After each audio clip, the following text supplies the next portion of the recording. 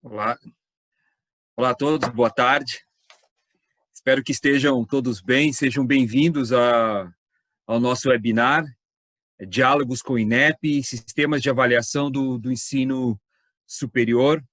Quero agradecer a equipe do INEP, especialmente ao professor Moacir Carneiro, diretor de Avaliação de Educação Superior, Sueli Macedo Silveira, coordenadora-geral do INEP, Fernanda Massaro dos Santos, também da coordenação geral do INEP, a professora Sueli Vargas, coordenadora de estatísticas, bem-vindos a todos do INEP, ao nosso diretor jurídico do SEMESP, o nosso Roberto Kovac, né, que conhecemos e prezamos tanto pela capacidade do professor Kovac em discutir temas da legislação educacional. Com esse webinar, o SEMESP continua cumprindo a sua função, que é propor discussões e alternativas e soluções para temas da educação superior neste momento que estamos vivenciando a pandemia. Pandemia que mudou a dinâmica das nossas instituições, passamos de um ensino remoto emergencial e agora temos oportunidade nesse segundo semestre de organizarmos as nossas instituições e propor algo mais estruturado. E no contexto da pandemia, no contexto de tudo aquilo que vivenciamos com as mudanças, é importante pensarmos no sistema de avaliação, né? Como a pandemia impactou o sistema de avaliação e quais são as mudanças que estão por vir na educação superior do Brasil. E aí é muito importante, daí a importância da participação hoje do INEP em nosso debate.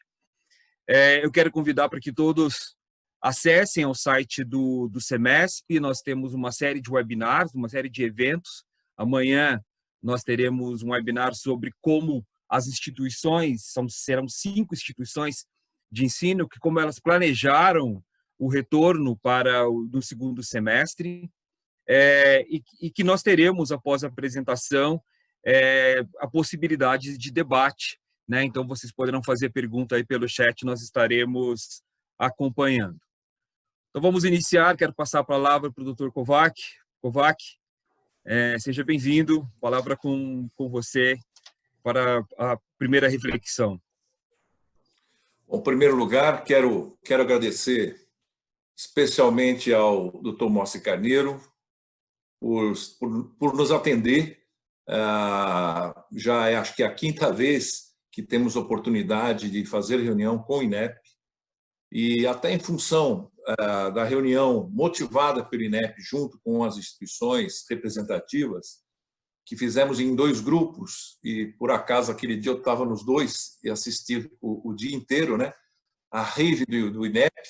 Eu achei muito importante fazer esse webinar, porque o INEP está realizando uma série de trabalhos, uma série de reflexões, que inclusive junto com as entidades, e algumas delas eu vou aqui aproveitar o momento para colocar e para vocês terem a oportunidade também de responderem a uma série de preocupações que as instituições elas estão tendo, né? Ninguém imaginava de iniciar um ano numa pandemia e com uma mudança brusca de tudo que as instituições tiveram que fazer, né? E aí vem uma série de preocupações, né? Algumas delas que eu vou tratar aqui, com certeza outras vocês vão falar, porque eu sei que vocês estão tratando disso. Mas o primeiro aspecto que me parece bastante importante é em relação ao Enem. A medida provisória 934, ela foi a votação no Congresso Nacional, e ela foi com um enorme defeito, né? Ela incluiu o Enem como obrigatoriedade para acesso ao ProUni.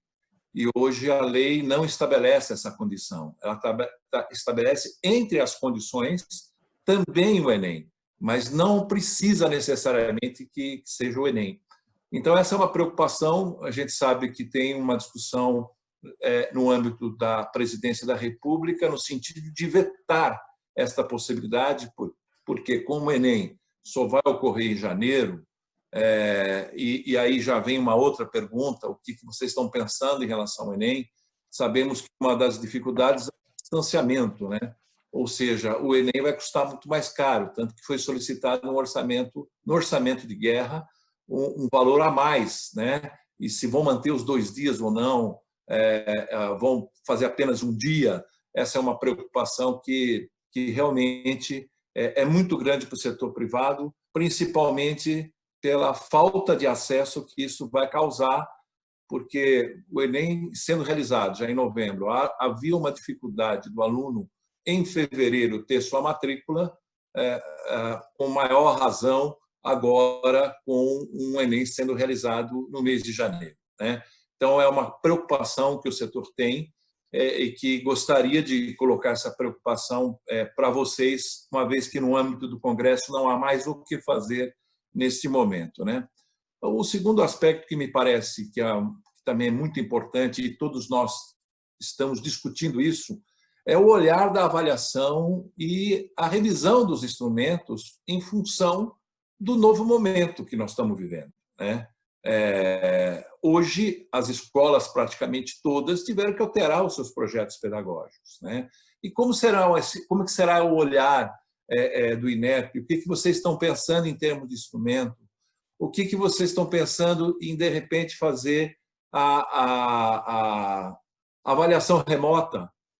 Eu vou dar um dado importante para vocês. Foi realizada semana passada, talvez a primeira avaliação remota, que foi em função do PROIES. Nós tivemos uma reunião com a secretaria, com as séries, e dissemos: olha, a instituição, para retomar a autonomia, vai precisar ter uma avaliação em loco, mas não tem possibilidade de fazer avaliação em loco nesse primeiro momento.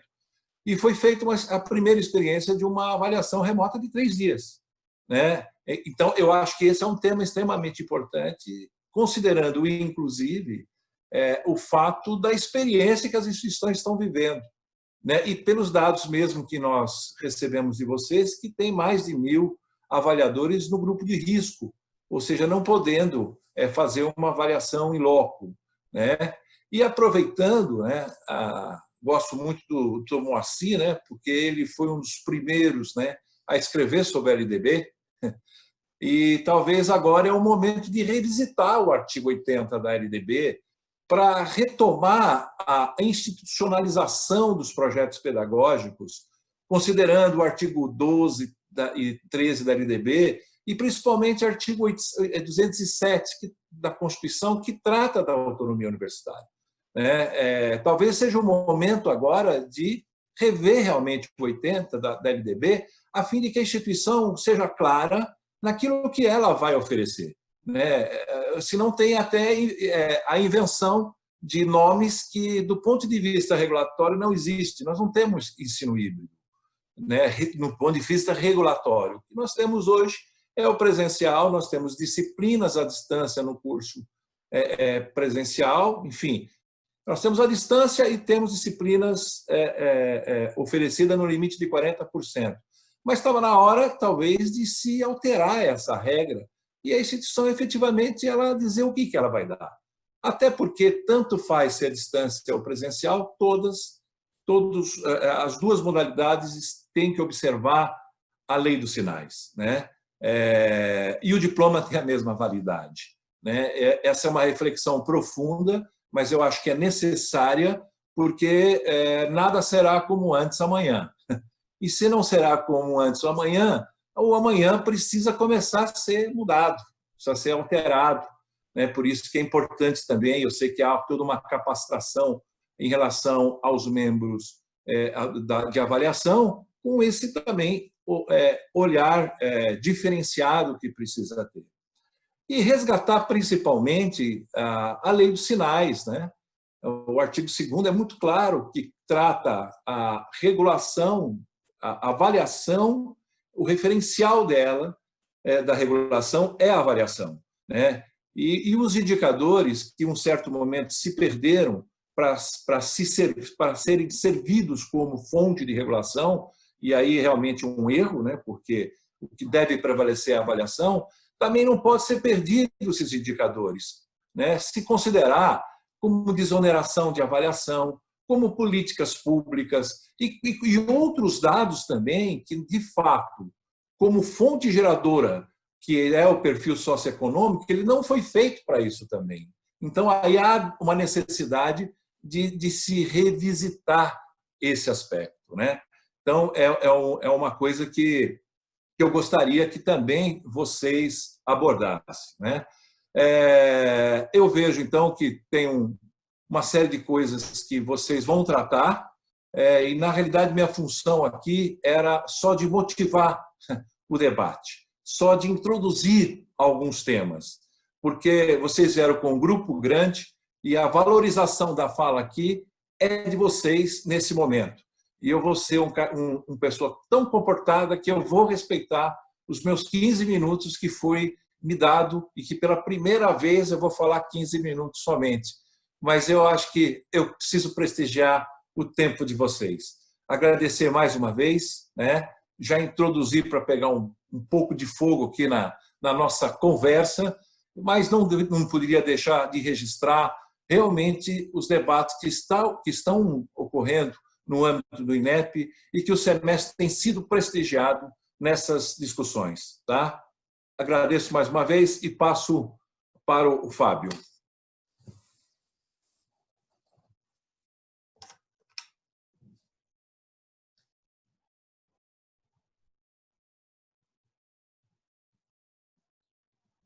Abriu. Meu áudio não estava abrindo, gente. Kovac, realmente você fez perguntas que devem estar aí na perspectiva de muitos que estão acompanhando o nosso debate, né? Colocou questões que são importantes nesse momento de pandemia, que traz um outro cenário para nós que atuamos no ensino superior, né? E, de fato, é muito importante esse diálogo, né? As melhores políticas públicas que nós percebemos, né, pelo Semesp em todo o mundo são construídas com diálogo, são construídas com reflexão, né? E isso é muito, muito importante. Então, passo a palavra para o professor Moacir, realmente agradecê-lo, né, por estar conosco, e sem dúvida nenhuma, né, a nossa conversa será importante. Então, professor Moacir, a palavra está com o senhor. Acho que tem que abrir o áudio também, o professor Moacir abriu o áudio.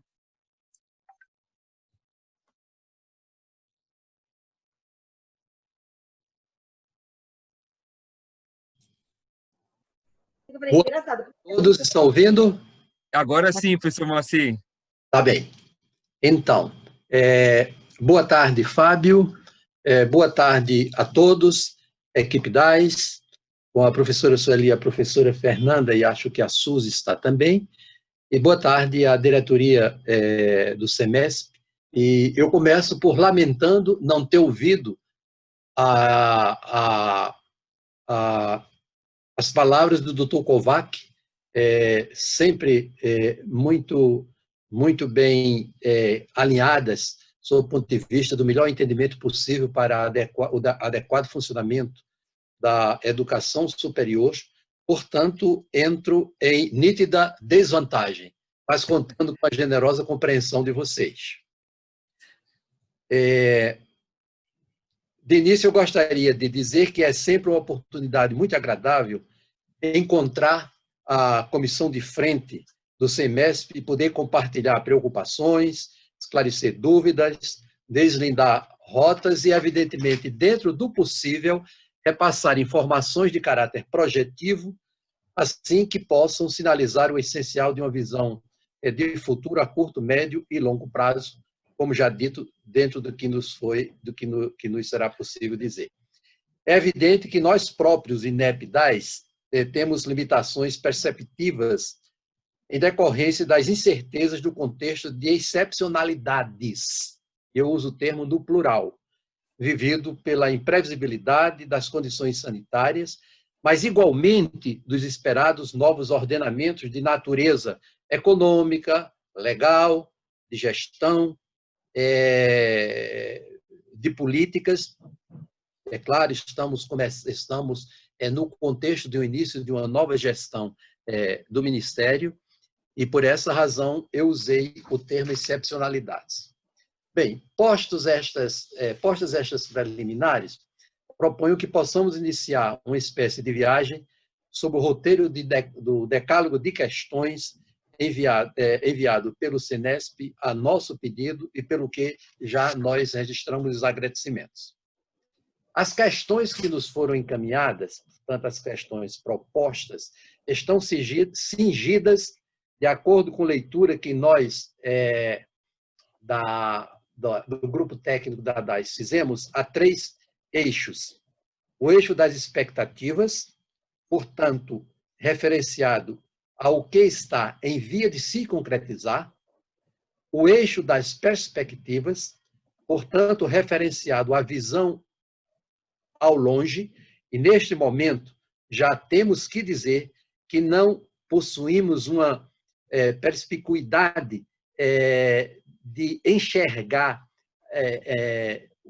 o longo prazo com clareza, pelas razões que há pouco declinei, e também o eixo dos direcionamentos das mudanças, onde, de fato, aqui, neste caso, podemos ser um pouco mais objetivos, desde que se trata não de definição de alinhamentos de gestão, da definição de políticas, mas de balizamentos legais em vigência.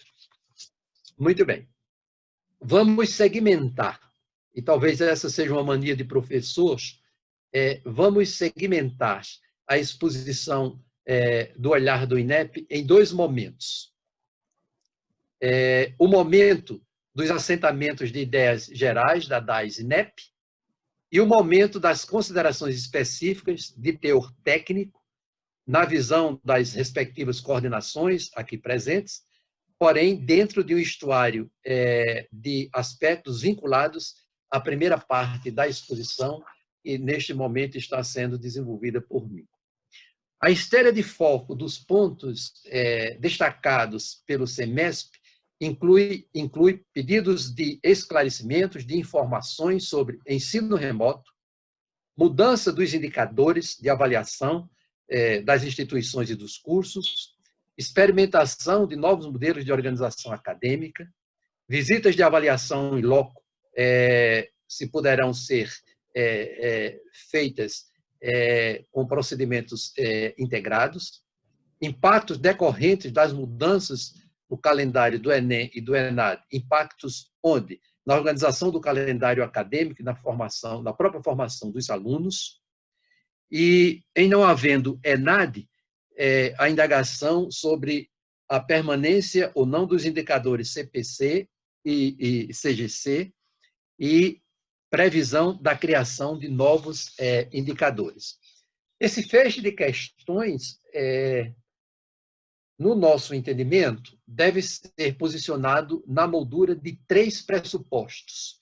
Eu pediria muito a generosa atenção de todos para esses pressupostos.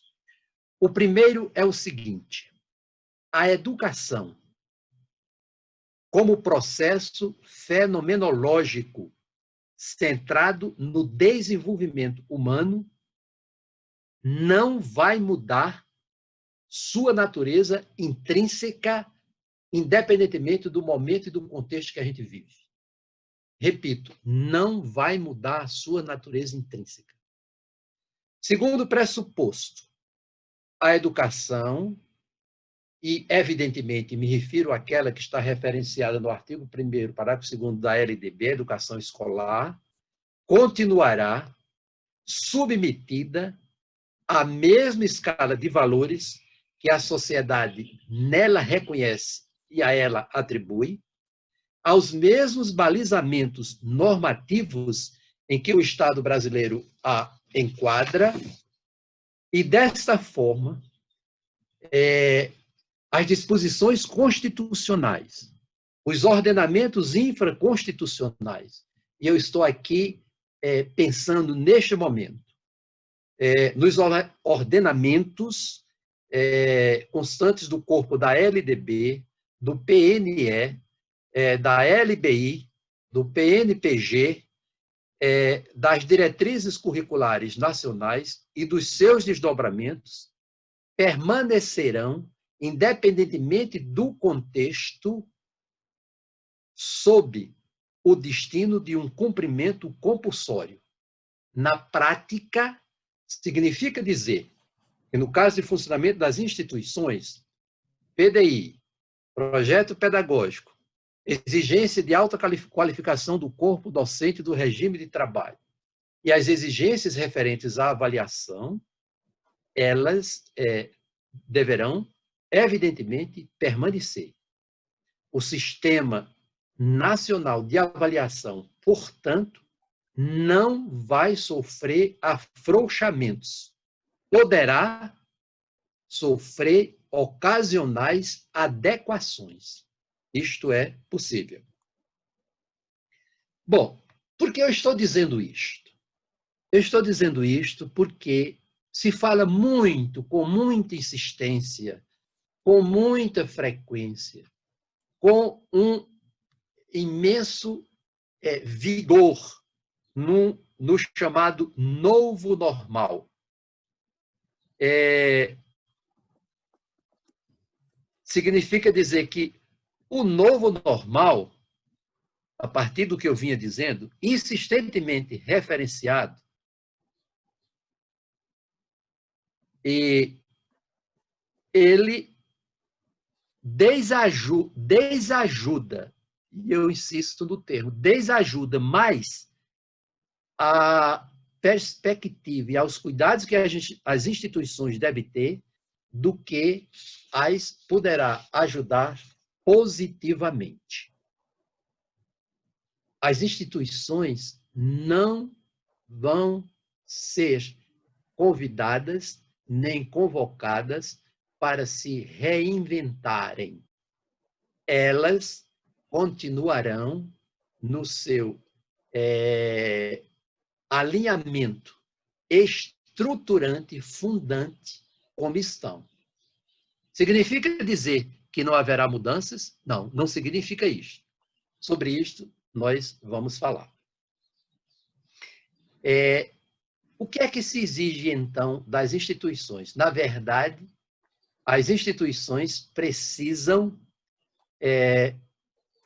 se readequarem a novos alinhamentos organizacionais e buscarem desocultar novas formas e concepções metodológicas para que possam funcionar de acordo com os balizamentos legais aos quais eu fiz referência há pouco.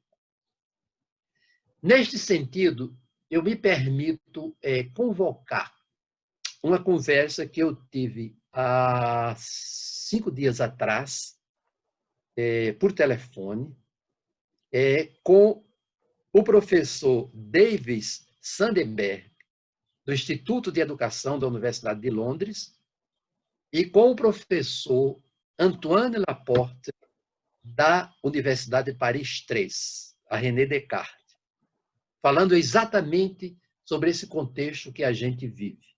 Foi uma conversa muito rica, muito interessante, e como se trata de pessoas com quem eu tenho uma certa intimidade, porque é uma amizade enraizada num longo tempo, tivemos a oportunidade de conversar um pouco à vontade, mais descontraídamente, e ambos disseram que, cada um se referindo ao seu país e ao seu contexto, as mudanças aqui não são em termos de conceitos. Elas focam forte e insistentemente procedimentos e, portanto, formas de articulação dos meios de interlocução pedagógica, envolvendo gestores, envolvendo professores e envolvendo alunos. Bom, Essas ideias que eu acabo de lhes apresentar e, de alguma forma, assentar como um lençol de convicções que nós temos, eu as tomo nesse minuto para ilustrar e, dessa forma, evitar uma interpretação inexata daquilo que eu quero dizer. Vamos ilustrar o que eu acabo de dizer com a primeira questão, objeto do decálogo de questões encaminhado pelo SAMESP. E se refere exatamente sobre ensino remoto e as formas de avaliação do ensino remoto. O que há de novo? Possivelmente, creio eu, a extensão e aprofundamento da metodologia, com, digamos, o necessário alargamento de interlocução com os alunos, a adequada preparação dos professores, a fim de que uns e outros compreendam que, na sociedade do conhecimento, e, portanto, na sociedade em rede, o contexto geral daquilo que a literatura especializada chama de totalidade tecnológica, para o qual o tempo de excepcionalidade, ora vivido, serve apenas de gatilho. Muito bem. Essa realidade, ela avoluma-se aos nossos olhos e começa a reclamar, a exponencializar a necessidade de se produzirem mudanças. Muito bem.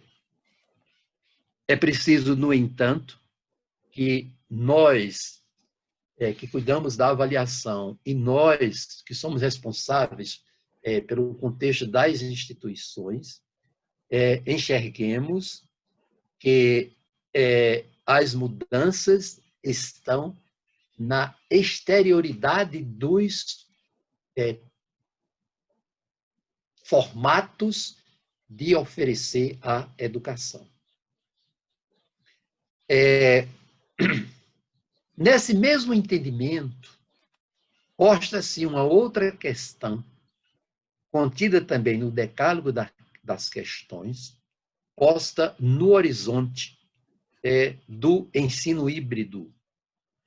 Ensino híbrido que acho que nós precisamos tratar com um certo cuidado enquanto expressão.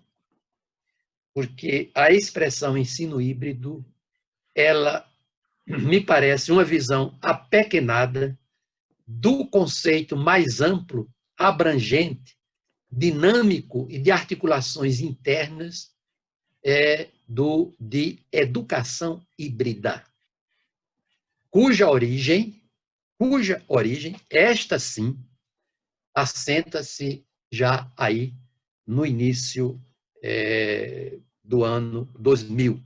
Portanto, nós estamos nos referindo a um conceito que vem galopando sob o ponto de vista da percepção dos educadores e sob o ponto de vista dos gestores da educação e sob o ponto de vista dos intelectuais da educação, aqueles, portanto, que têm a responsabilidade na academia de produzir uma estrutura semântico-teórica e semântico-conceitual capaz de dar consistência a mudanças, porventura, desejadas, diria eu, esse conceito tem, então, 2 décadas. E nós estamos agora aterrissando nele com maior velocidade e com maior veemência. E o que é mesmo, então, retorno à expressão que está, como eu disse, galopando no nosso imaginário, o que é o ensino híbrido? Ora, nada mais do que incorporar à aprendizagem os recursos das tecnologias digitais. E, neste caso, Qual é o seu foco? Primeiro, retirar o foco exclusivo da aprendizagem do aluno da geografia estreita da sala de aula. Segundo, retirar do professor a responsabilidade exclusiva pela aprendizagem do aluno, como há uma certa percepção generalizada nesse circuito de visão. Terceiro, posicionar o aluno em uma outra dinâmica. O aluno passa a ter contato com as informações antes de ele, aluno, ingressar na sala de aula. Significa dizer que quando ele chega à sala de aula, já tem, entre aspas, comprado o bilhete de ingresso nesse campo de informação e de conhecimento. Quarto, isso tem repercussão sobre os processos cognitivos. Vamos usar a expressão aqui no singular, com referência genérica, dizendo que o processo cognitivo muda completamente no sentido da sua aplicação, da sua análise, da sua síntese, da sua significação e, focalmente também, da avaliação do conhecimento. Conhecimento que este aluno construiu na sala de aula, onde ele tem o apoio, vejam bem, do professor, sim, mas também dos seus pares, que, como ele, chegam à sala de aula já com uma malha de conhecimentos pela aproximação que, antes de se dirigir à escola, ele teve, e, em alguns casos, pelo mergulho num lençol amplo de informações sobre aquele tema, objeto de trabalho na sala de aula. Portanto, nós estaríamos aí postos numa perspectiva reconceituada, renovada, de socialização da aprendizagem. Ora, essas considerações aqui feitas e sobre as quais referenciadas aspectos da maior importância sob o ponto de vista técnico-pedagógico e sobre as quais pontos sobre os quais eu nada faço mais além do que borboletear, eu diria que nada disso é novidade para nós. Mas eu diria mais.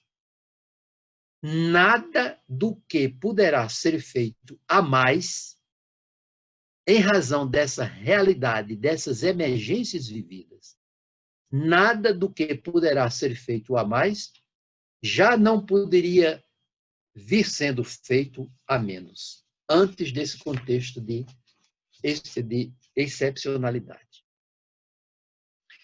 Muito bem.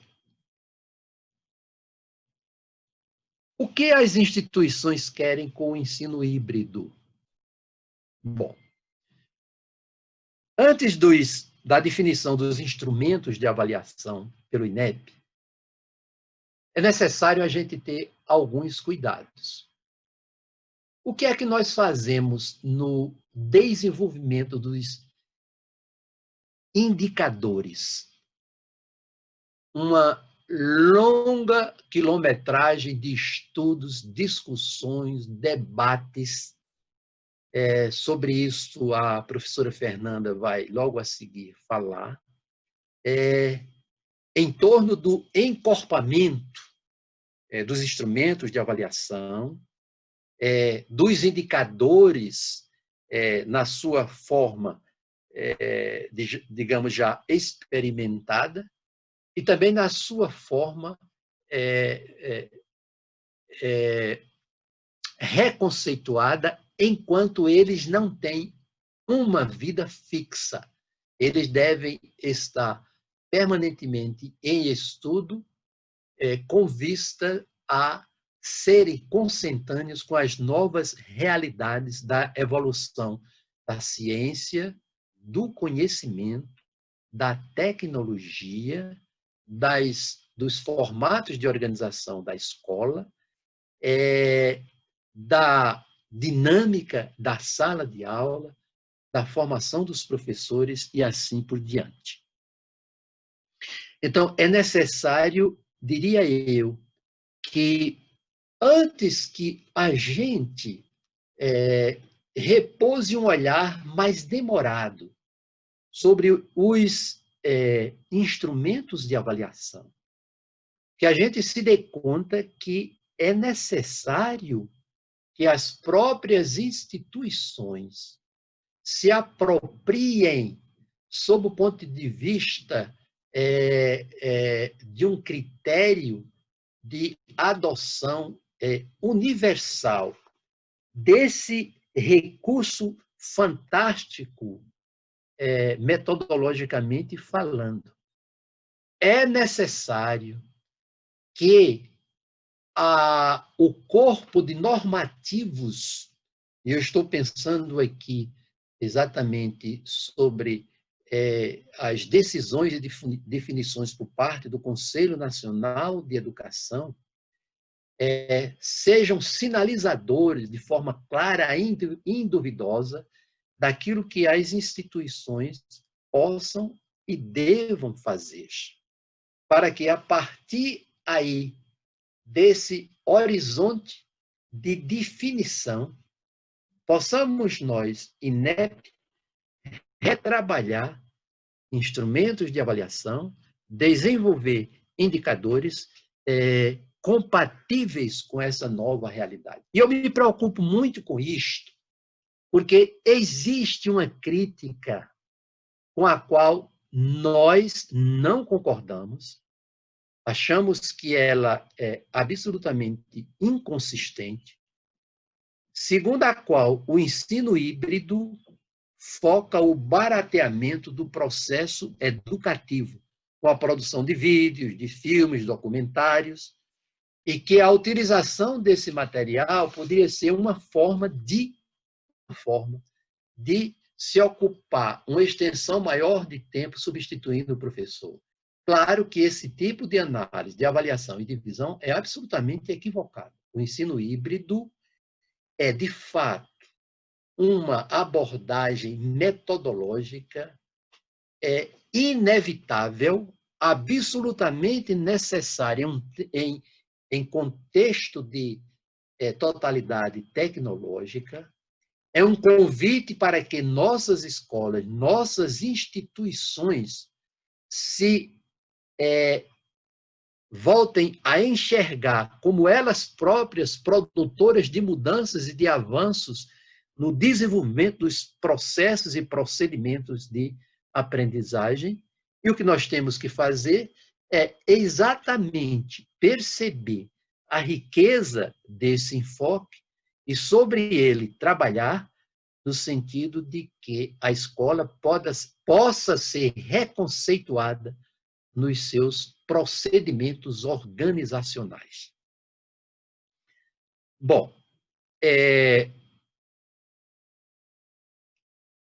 acho que, não sei se será do interesse, mas acho que há ainda alguns outros aspectos a considerar nessa proposta, mas eu me restringo a esses enfoques iniciais e, ao longo do desdobramento dessa nossa conversa, imagine, eu ia dizer desse nosso diálogo, quando eu praticamente tomei o tempo inteiro, peço até desculpas, vamos ficar por aqui, e eu pediria, então, à professora Fernanda que fizesse a gentileza que, a partir desses assentamentos introdutórios aqui propostos, pudesse oferecer sua contribuição com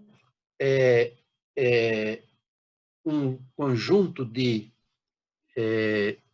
informações complementares para que a gente possa evoluir no sentido da construção de um entendimento mais claro, mais preciso daquilo que constitui o bloco de nossas preocupações e o foco motivador dessa nossa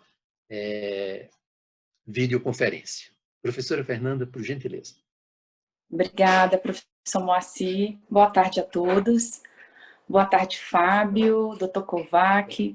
Agradecida pela gentileza, pelo convite da SEMESP em nos fazer presente nesse bate-papo.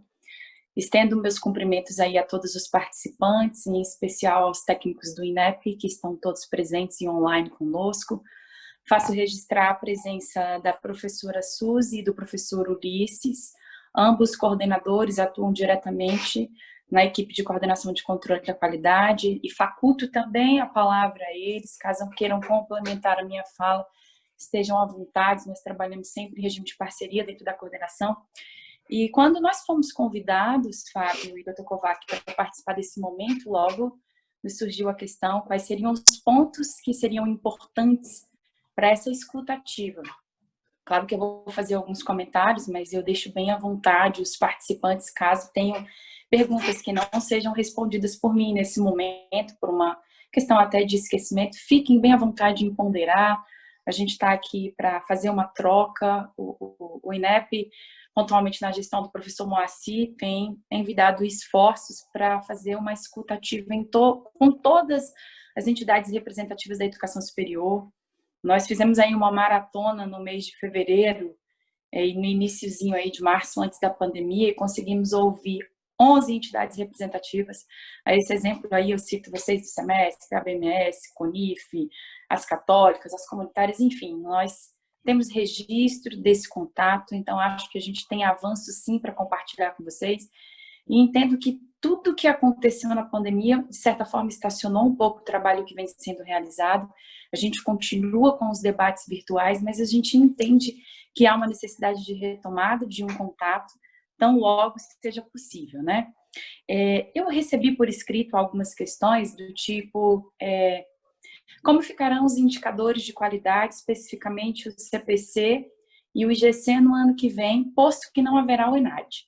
Eles vão continuar existindo? Foi a pergunta. Se sim, vão sofrer alteração nas suas composições? Bem, a princípio, é importante a gente entender que não é que não vai acontecer o ENAD 2020. A data de aplicação do exame está sendo alterada por conta da pandemia. Mas todas as áreas que seriam objeto de avaliação em 2020 serão avaliadas em 2021. Então, sim, nós teremos o ENAD com uma nova data. Então, essa fala que não haverá indicador CPC e IGC, não confere, tá? A gente ainda não tem uma data definida para uma nova aplicação, isso ainda está sobre o objeto de diálogo entre as instâncias maiores dentro do INEP, bem como o Ministério da Educação, então a gente ainda não pode divulgar aqui. Mas caso o ENAD venha a ocorrer no primeiro semestre, há possibilidade, sim, grande de ocorrer no primeiro semestre, né? Será necessário, então, a gente fazer estudos para balizar a decisão. Qual decisão? Qual seja, se nós usaremos o Censo da Educação Superior de 2020 ou se usaremos o Censo de 2019 como um insumo para os cálculos do CPC. Se a metodologia, lógico, sendo preservada nesse momento, né? A ideia aqui não é fazer alteração em indicador. O que a gente tem nessa fase de pandemia é uma alteração de data de aplicação, tá? Mas para que esses testes sejam realizados aí no âmbito do INEP, a gente primeiro precisa aguardar a divulgação dos dados do censo para iniciar com profundidade. Caso, que eu acho uma coisa muito distante, o ENAD venha acontecer somente no segundo semestre, aí a gente vai precisar aguardar a divulgação do censo de 2020 para realizar estudos também que venham orientar a decisão de manter o atual CPC ou talvez propor ajustes na metodologia em decorrência de impactos da pandemia. Isso ainda não é uma máxima, tá? Em síntese, então, o que o INEP está fazendo nesse momento? Está ciente que a pandemia impactou e continuará impactando nas condições de ofertas da educação superior, mas a decisão de alterar ou não alterar esses indicadores será feita com base em evidências, tá? Por esse motivo, nesse momento, assim, nós não podemos afirmar que as metodologias serão mantidas ou serão alteradas, ok? Se há previsão de criação de novos indicadores para a educação superior, sim, gente, isso aí já está claro. É fácil destacar esse diálogo intenso que o INEP tem feito com todas as representações. Ele vem realizando isso muito antes da pandemia, tá? Desde agosto do ano passado, estudos têm sido contratados. A gente entende que se trabalhar com uma régua única já não cabe mais para esse modelo de avaliação. Com base nesse diálogo, a máxima que a gente tem estabelecido até o momento é que precisamos sim propor indicadores que captem a diversidade do sistema de educação superior.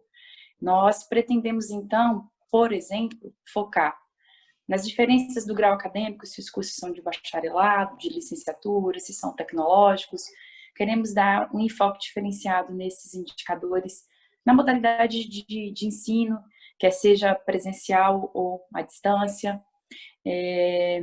Organização acadêmica também, um olhar diferenciado, se faculdade, se centro universitário, se institutos federais de ensino, se universidades. Então, isso é muito importante. Esses estudos, eles sim estão em andamento, mas ainda não há uma data definitiva para que a gente comece a divulgar essas informações, até porque esse amplo diálogo tem que ser feito também com a CONAS, tá? Também temos essa parceria de alguns membros da CONAS que vem estudando isso e até propondo algumas sugestões de possibilidades de caminho a serem perseguidos. Outras perguntas também foram encaminhadas em relação aos impactos nessa alteração da aplicação do ENAD. Chegamos a receber questões do tipo: o que vamos fazer com esses estudantes que não vão fazer o ENAD agora em 2020? Não vai ter o ENAD em 2020, o que vai aparecer no histórico desse estudante? Isso é muito tranquilo, a gente tem previsão dos normativos, a portaria 840 ela é muito clara, no artigo 58, o que tem que se fazer constar no histórico escolar desse estudante não habilitado. Se ele não for um estudante habilitado para fazer o exame, ele é um estudante regular. Se ele é um estudante regular, como qualquer outro estudante, faz-se constar no histórico dele, estudante regular, conforme artigo 58, salvo engano, acho que é o parágrafo 2º, tem a redação exata que tem que ser inserida lá, não tem essa preocupação. Aí já surgiram também perguntas: e quem vai ser o estudante habilitado para participar? Isso depende da data de aplicação do exame. A data de aplicação do exame vai definir o parâmetro estabelecido e amplamente divulgado no edital. Quem é o estudante que vai participar? Vamos imaginar, tá? Uma suposição, que essa aplicação ocorra no primeiro semestre de 2021. Quem é o estudante que vai estar habilitado para fazer o ENAD? Seria, então, o estudante que integralizou 80% aí do seu currículo até o último dia da inscrição e os prováveis ou possíveis concluintes do semestre vindouro. Então, essa máxima, a gente não precisa se preocupar nesse momento, não há uma questão de desconforto, tudo isso vai ser amplamente divulgado, os critérios no edital. Nós ainda não temos um edital divulgado, então a gente tem tranquilidade para dialogar, inclusive estamos completamente abertos para esse diálogo. Toda a equipe do INEP, toda a coordenação de controle de qualidade está muito disposta a receber as instituições, a ouvi-los, a recepcionar todas essas dúvidas. Acredito que essas dúvidas elas acabam aprimorando o nosso processo, porque às vezes chega uma situação, a gente se preocupa muito, por exemplo, por que essa preocupação de alterar essa data? Por que o INEP se preocupou com isso? Porque muitas instituições tiveram o cuidado de nos procurar e chegaram à conclusão no ano de avaliação de licenciatura, onde as escolas de educação básica estão fechadas. Como é que esse estudante vai conseguir fazer o seu estágio supervisionado? Vai conseguir concluir determinados créditos? A gente sabe do impacto disso. Olha a diferença que nós teríamos nesse estudante que vai participar do ENAD. Se uma instituição conseguiu, mesmo com a pandemia, tocar as aulas no modelo virtual, as universidades públicas, em sua maioria, não mantiveram-se fechadas, não tiveram aula. A gente tem instituição que continuou normalmente, a gente tem instituição que vai ter estudante do primeiro semestre que só vai formar em outubro, em novembro, em dezembro. Então, a gente tem uma diversidade muito grande. A preocupação do INEP é tentar diminuir esse impacto. Claro que a gente não vai conseguir resolver tudo. Seria impossível até a gente tentar resolver tudo. Mas à medida que o INEP envia esforços para isso, ele, no momento que ele escuta as instituições, as entidades representativas, a gente consegue até diminuir o impacto desse problema lá na frente, tá? Eu encerro aqui a minha fala, acredito que a professora Sueli ainda tem muito para compartilhar com vocês. Faculto para você, Suzy, você, Ulisses, se quiserem complementar, e agradeço a oportunidade. Muito obrigada.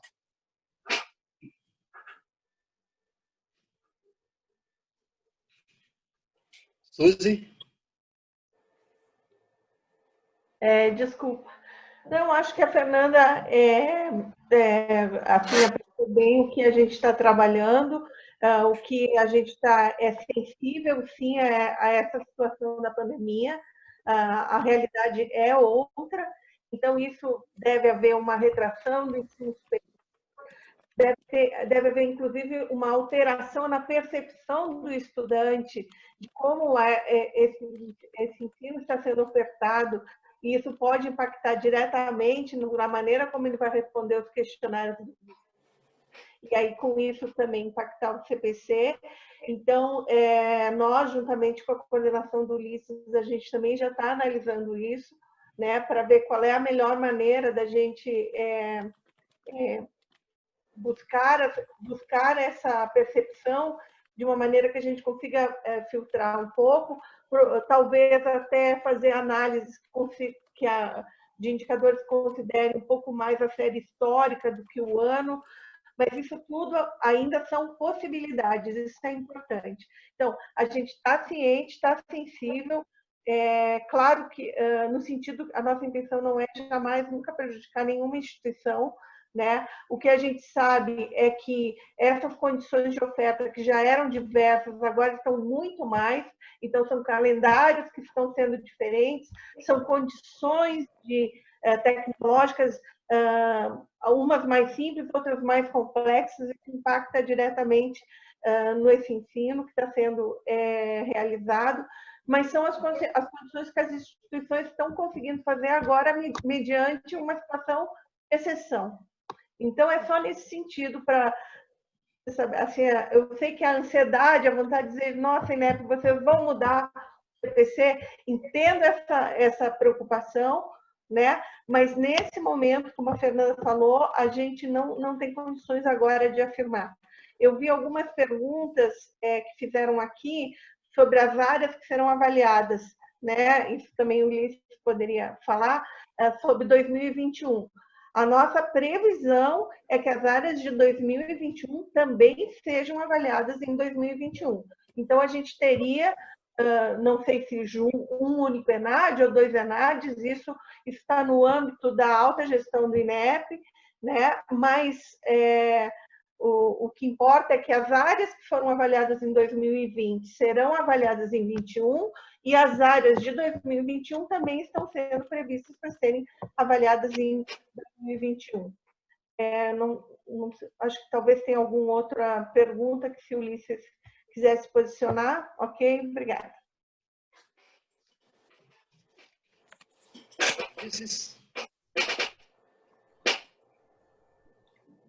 Professor Moacir, só queria ressaltar que com certeza virá a pergunta que também é sobre a CTA, né? Sei que já retomou, havia até sido feito um pedido no sentido da CTA, inclusive poder a instituição participar virtualmente, né? Naquele tempo de defesa que ela pode fazer, e também as autorizações de cursos, né? Que até o ano passado muitas instituições pediram o credenciamento no IAD, né? e se vocês estão pensando em alguma coisa no sentido de fazer de forma virtual. Kovac. Doutor Kovac, muito obrigado. Doutor Moacir. Kovac, muito obrigado. A CTA será o último item da nossa pauta de hoje.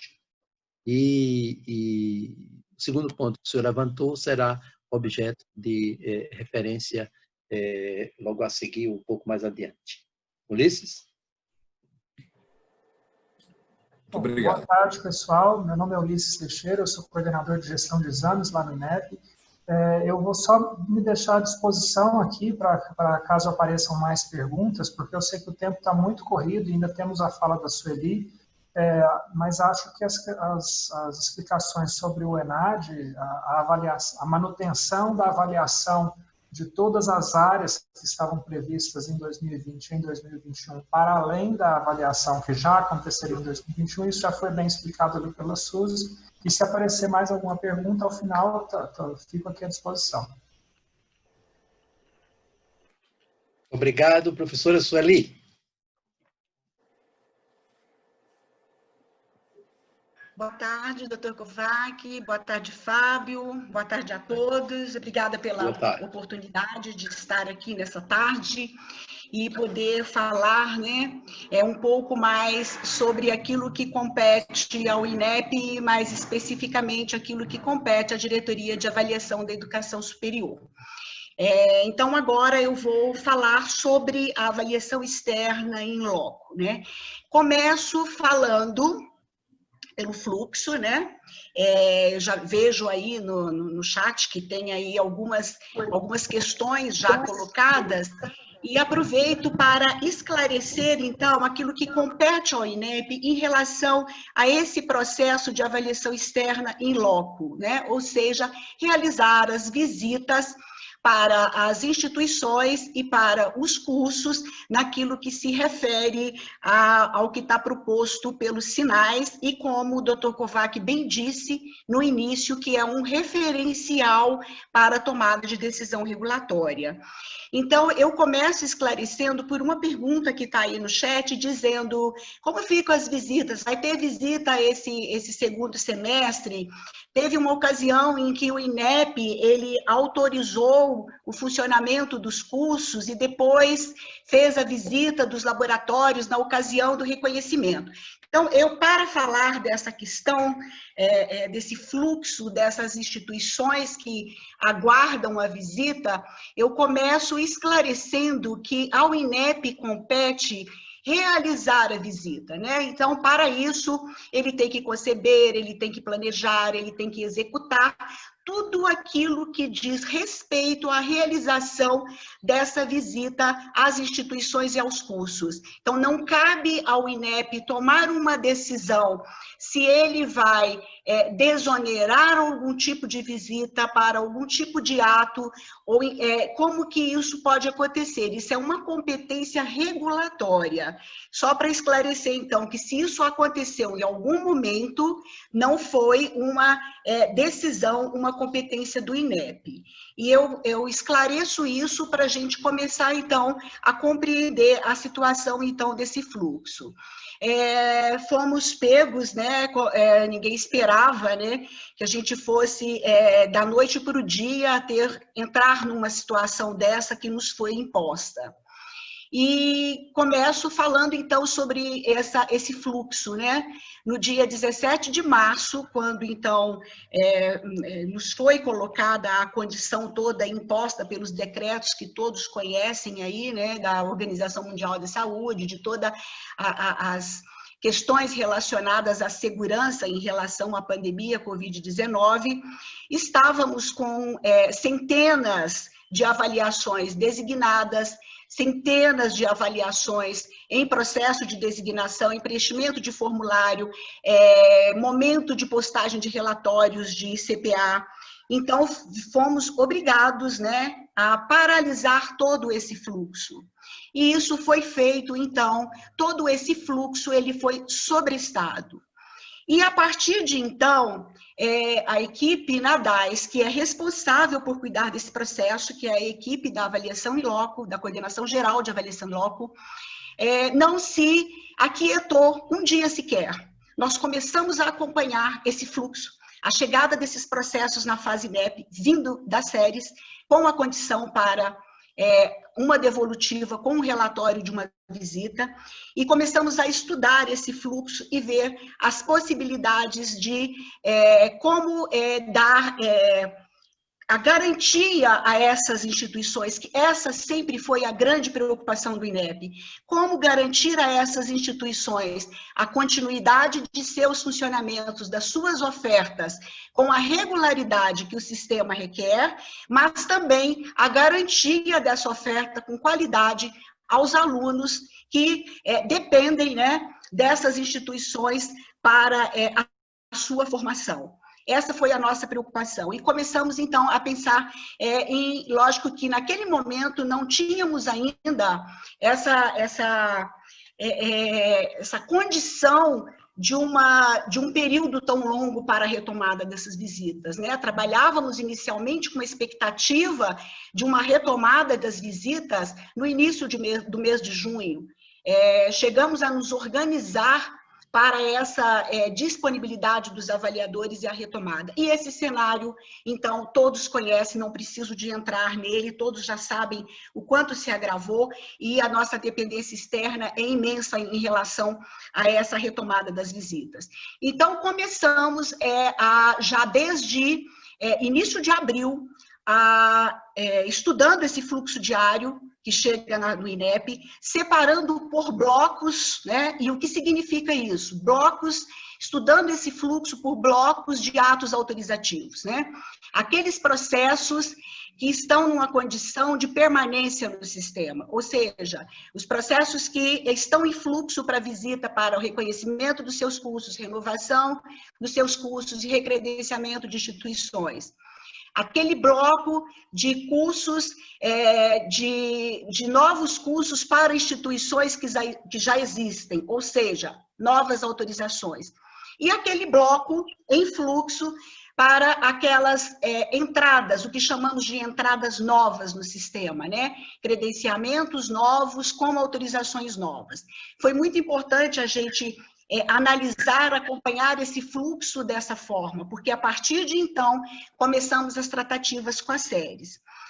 Temos feito inúmeras reuniões, estamos caminhando aí para uma solução, repito, que garanta, que dê às instituições a possibilidade da regularidade funcional e a garantia da oferta dos seus cursos, independente da excepcionalidade do momento, né?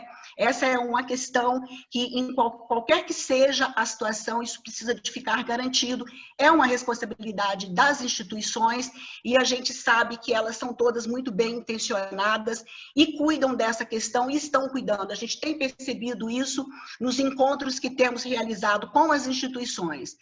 Então, paralelo a isso, estamos nesse diálogo com as séries, na busca de uma solução para que a gente possa retomar esse fluxo da forma mais segura, mais ágil, mais célere e priorizando esses atos que necessitam imediatamente de uma visita para uma tomada de decisão regulatória, para que tenha o menor impacto possível na vida dessas instituições, na oferta desses cursos.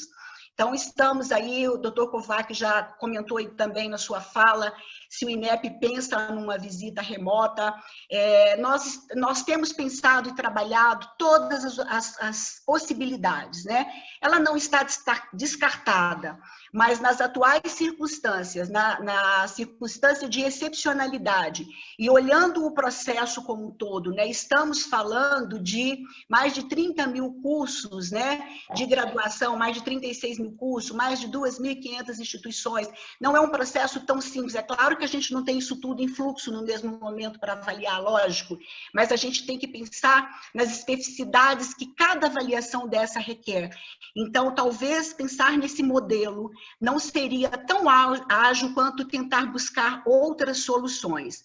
Mas temos essa dependência da Secretaria Reguladora, porque o processo vem para a gente, mas ele tem que voltar, e não cabe ao INEP tomar qualquer decisão que não seja a devolução da avaliação. Para isso, qualquer outra busca de solução tem que ser acordada com a Secretaria de Regulação, mas temos uma abertura muito grande, temos tido um diálogo muito bom com a Secretaria de Regulação e Supervisão, com as SERES, e estamos muito esperançosos que, em breve, as instituições terão novidade aí desse retorno.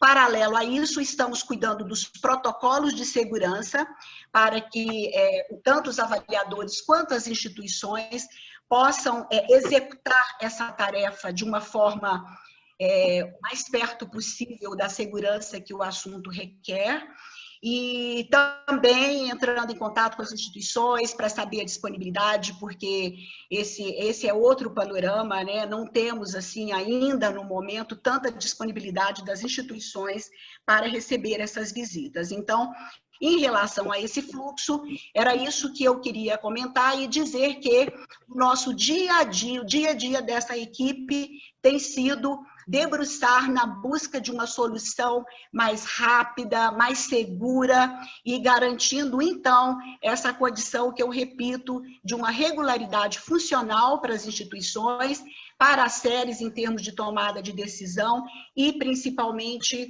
para que esses alunos possam ter aí uma oferta com qualidade aí daquilo que as instituições propõem, né, em seus projetos pedagógicos e em seus PDIs. Da mesma forma que Fernanda, recebemos também alguns blocos aí de questões, e trato então agora da questão dos instrumentos de avaliação de IES e de cursos. Serão revistos?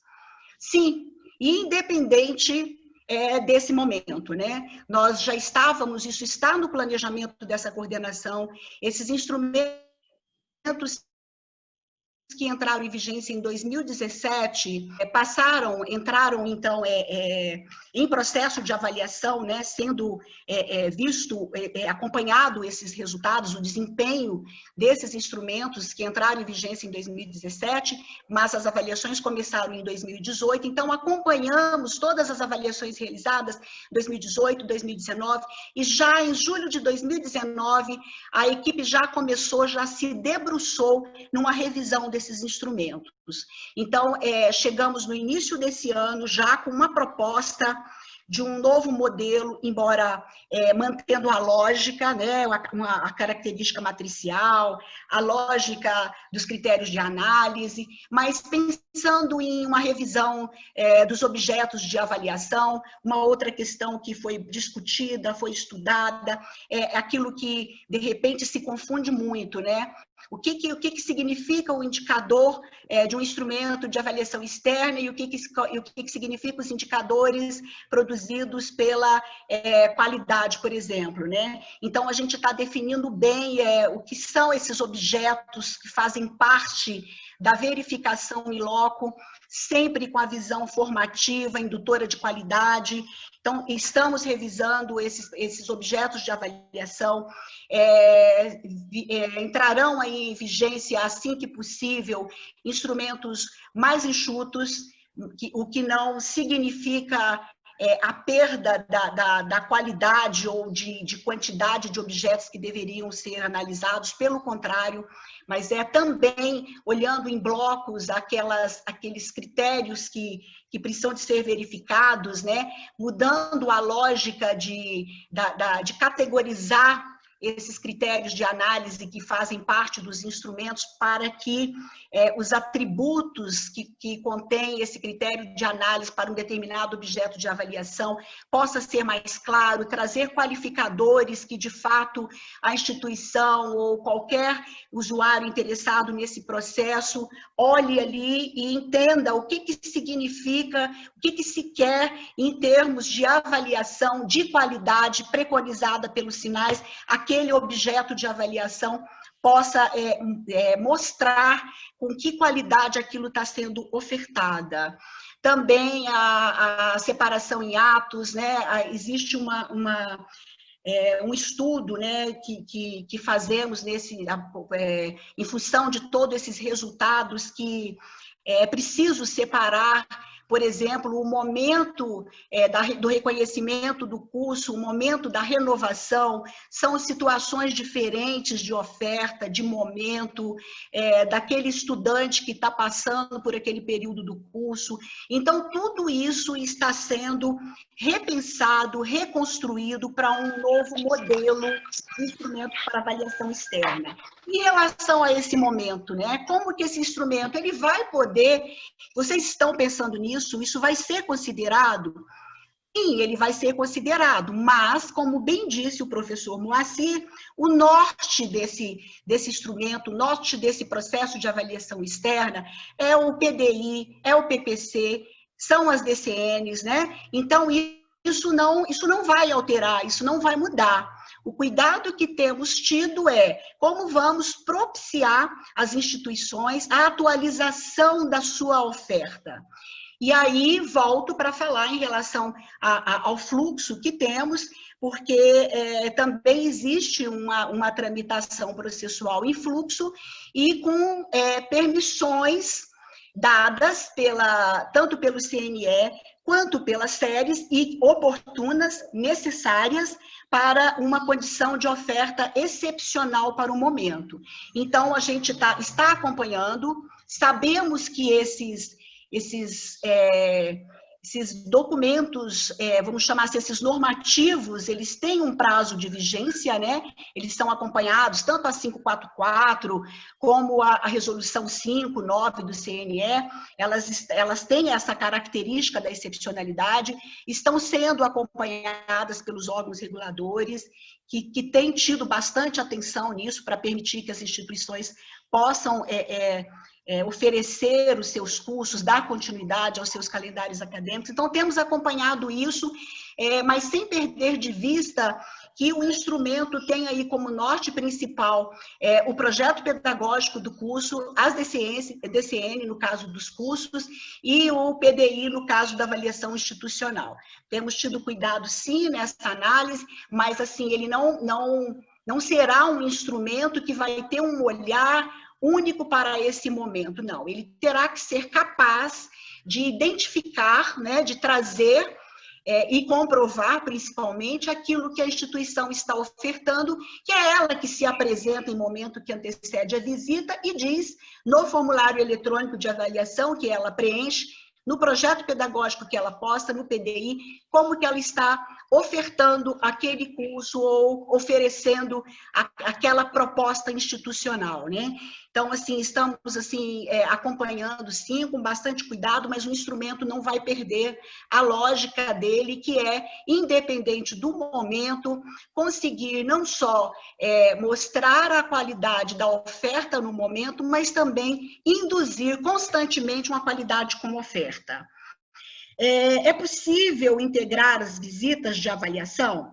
Sim, essa é o que nós chamamos de comissões multidisciplinares. Essa forma de realizar as visitas, né, que a gente chama de comissão multidisciplinar, ela já está no nosso radar desde 2017. Já colocamos no artigo que diz respeito a isso, na 840, a quantidade mínima de avaliadores que uma comissão deve ter, já pensando nessa possibilidade de agrupamento. Se eu tenho uma instituição que pede um credenciamento com 5 autorizações, por que mandar uma instituição para o credenciamento e mais uma para cada autorização, né? Só que nós temos a dependência das séries, porque o processo precisa vir o que chama no guarda-chuva, né? Precisa de vir das séries esse agrupamento de processo, instituição, curso, modalidade.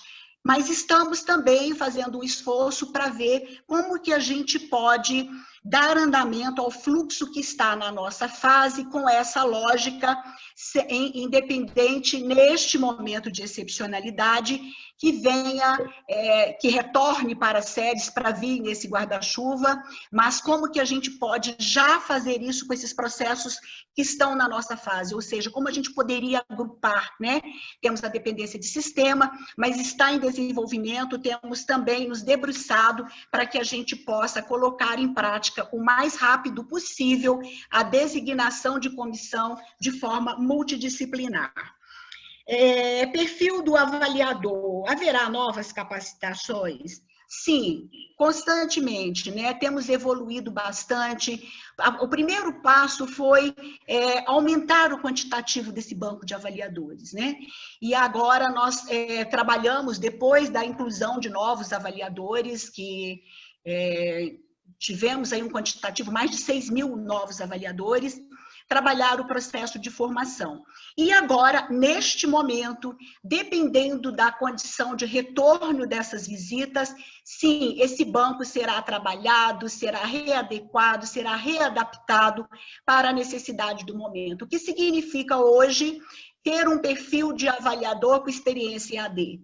É a mesma do momento em que a gente tinha um processo com a proposta de oferta de um curso em AD, né? Então, isso tudo nós estamos revisando, discutindo, conhecendo o perfil desses avaliadores de fato, vendo a disponibilidade deles. Então, esse banco está todo sendo estudado e será retrabalhado. Isso também está já em fase já de início de execução. Já fizemos encontro com avaliadores também. Estamos no momento aí de reelaboração desse perfil de acordo com a necessidade. Bom, eu acho que o que tinha em relação ao que tinha aqui de perguntas, de assuntos que suscitam uma certa ansiedade, né, de como que o INEP está pensando, como ele vai conduzir, eu acho que esses são os principais e fico à disposição aí para qualquer complementação necessária. Muito obrigada. Obrigado, professora Sueli. Obrigado, professora Sueli. Obrigado. Nós temos, professor Moacir, podemos ainda continuar por uns 20 minutos com alguma conversa? Perfeitamente, perfeitamente. Ótimo, ótimo. No chat é uma série de questões, eu acho que, sem dúvida, a equipe do DAIS está acompanhando no chat as questões de prazos e de tal. Acho que né, podemos seguir por aí algumas questões que estão no chat. Mas antes o Kovac quer fazer um comentário. Kovac.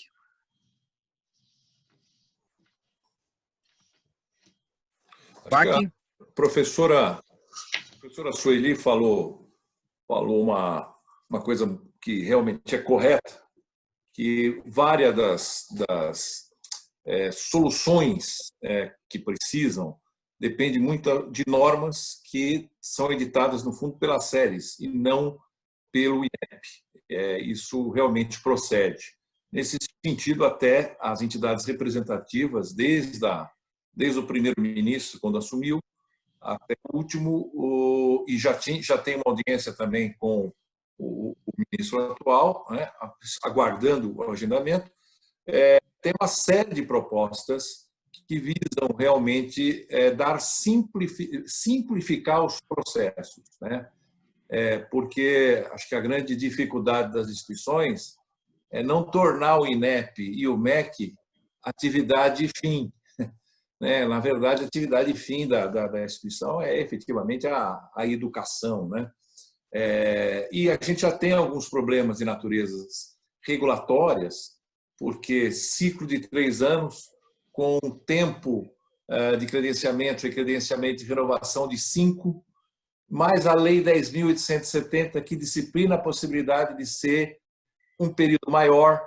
Então, a gente tem alguns problemas que eu acho que tem soluções que podem ser dadas, considerando principalmente o itinerário regulatório das instituições, né?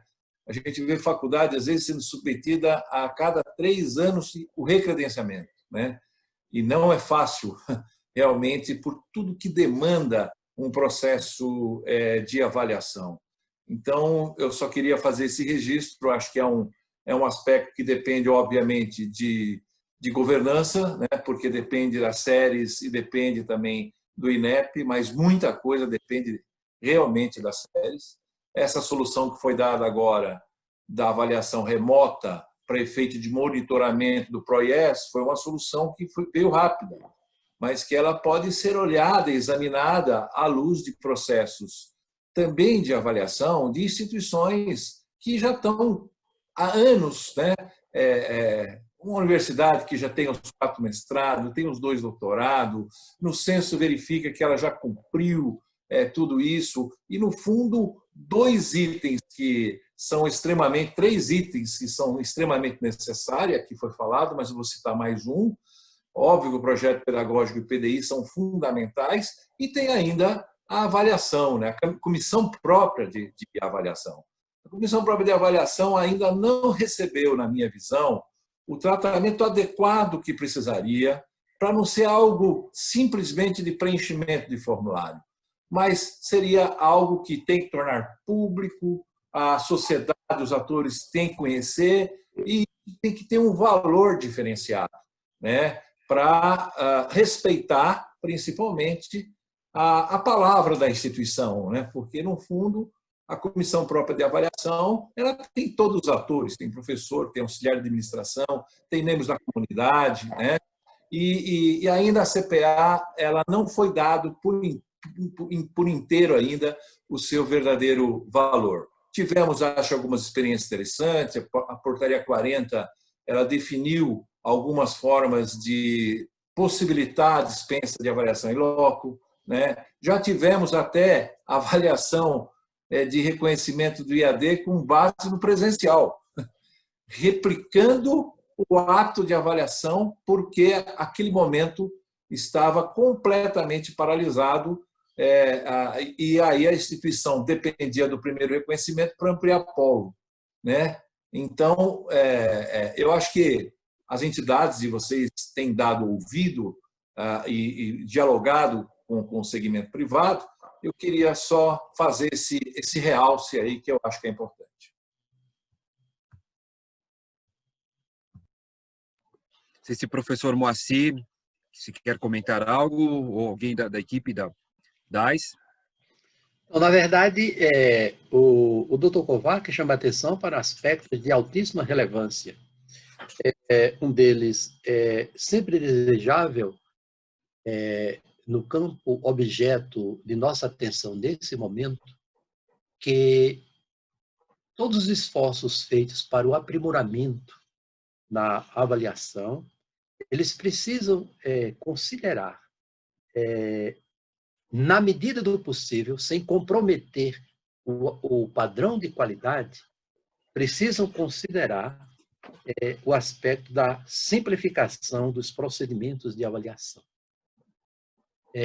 Simplificar significa, aqui, objetivamente, essencializar, me desculpe o pleonasmo, na avaliação, aquilo que é essencial, e nada além disto.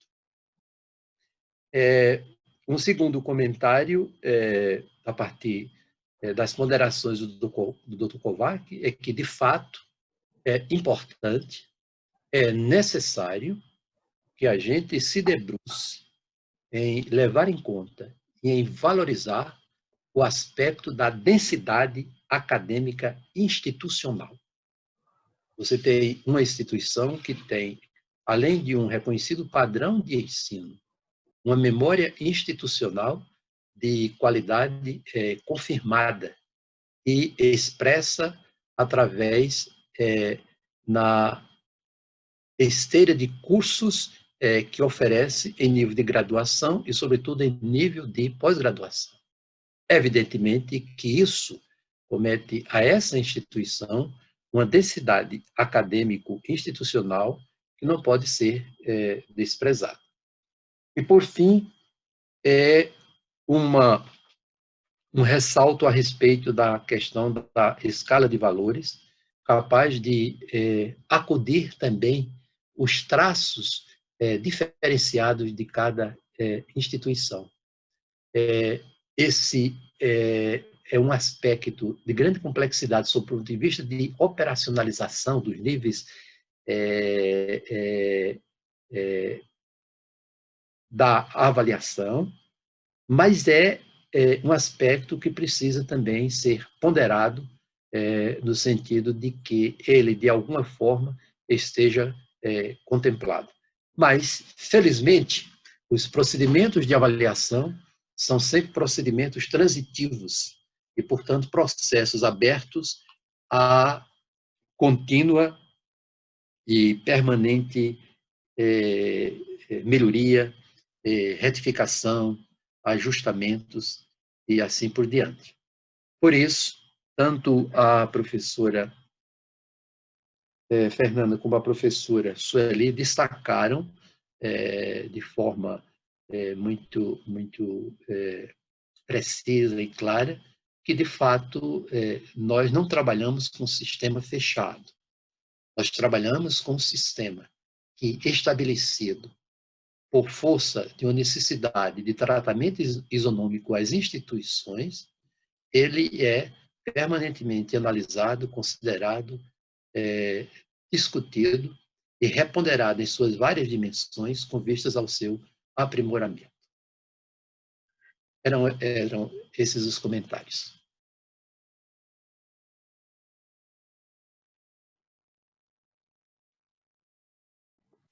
Grato, professor. O Rodrigo Capelato gostaria de fazer um comentário, uma pergunta. Rodrigo. Primeiro, muito boa tarde a todos. Boa tarde, Rodrigo. Quero muito agradecer aqui ao professor Moacir, sempre abrilhantando com as suas palavras, a sua equipe, a Fernanda, a professora Sueli, Ulisses, Suzy, ao Tarcísio também, que não está aqui hoje, mas que também tem sido presente nas reuniões, né? E destacar aquilo até que a Fernanda também colocou, né? E parabenizar pelo trabalho, efetivamente, que tem sido feito com muito diálogo, né? Como foi colocado, desde antes da pandemia, a gente já vinha conversando, né? O INEP já vinha conversando com todas as entidades para discutir novos indicadores, para discutir os próprios indicadores já existentes, né? Como foi falado, com relação ao CPC, aos modelos de avaliação, IGC. Então, eu sou testemunha aqui desse trabalho muito interessante que tem sido feito de uma forma muito democrática, muito discutida, né? Parabéns, então, pela condução, professor Moacir. Muito obrigado. Eu queria só deixar aqui um esclarecimento, que até foi já esclarecido para nós numa reunião à parte, que eu acho que tem dúvidas aqui, que eu vi aqui no chat, e aí, se eu estiver errado, por favor, me corrijam, né? Tem muita gente que está na dúvida, como o ENAD, ele não vai deixar de existir, como vocês bem enfatizaram, né? Quer dizer, ele vai acontecer mais para frente, no ano que vem, então esse ciclo não vai deixar de ser avaliado, mas muita gente tem dúvida de, mas os alunos que teriam que fazer o ENAD esse ano, porque vão se formar em dezembro, por exemplo, né? Eles precisam ser dispensados para poderem colar grau. E eu me lembro que eu coloquei essa questão, e se não me engano foi a doutora Fernanda que até colocou isso, eu falei, olha, não há necessidade, né, na visão de vocês, de dispensa, uma vez que nem haverá o edital, né? Esse aluno não foi convocado para fazer o ENAD. Não houve um edital falando alunos dos cursos desse ciclo que se formam até dezembro precisam fazer ENAD para poder colar grau. Então, como não há essa previsão, eles não precisam ser dispensados, porque não haverá o ENAD para eles. Então, eu entendo que não há necessidade dessa dispensa oficial. Só queria confirmar se isso está correto ou não, porque essa é uma dúvida que deixa todo mundo bastante inseguro. Então, eu entendo que os alunos podem colar grau independente de qualquer dispensa em relação ao ENAD. Está correto isso? Professora Fernanda, por gentileza, para você recolocar de forma mais enfática e dirimir essa dúvida, o que você já abordou anteriormente. Sim, Rodrigo, está muito claro o seu entendimento. Peço que as instituições fiquem bastante tranquilas com relação a isso. Talvez a dúvida porque o INEP ainda não fez uma retificação ou ainda não revogou a portaria que estabelece. Mas a gente está aguardando, então, uma definição de uma nova data para que todos os ajustes sejam apresentados a todas as instituições de uma vez. Mas fiquem tranquilos, se o estudante não está habilitado, normal, ele é regular nada de incomum, de diferente no histórico dele. A sua análise, a sua interpretação está completamente correta, tá? Excelente. Muito obrigado mais uma vez, viu? Sempre muito esclarecedores e sempre muito próximos a nós. Eu sou testemunha de como estamos sendo muito bem atendidos, né, em relação ao INEP. E, mais uma vez, parabenizar pela fala de todos vocês e pelo trabalho que vocês têm produzido à frente do INEP. Obrigado, professor. Obrigada. Professor Moacir. Sim. Eu tenho uma questão para o senhor.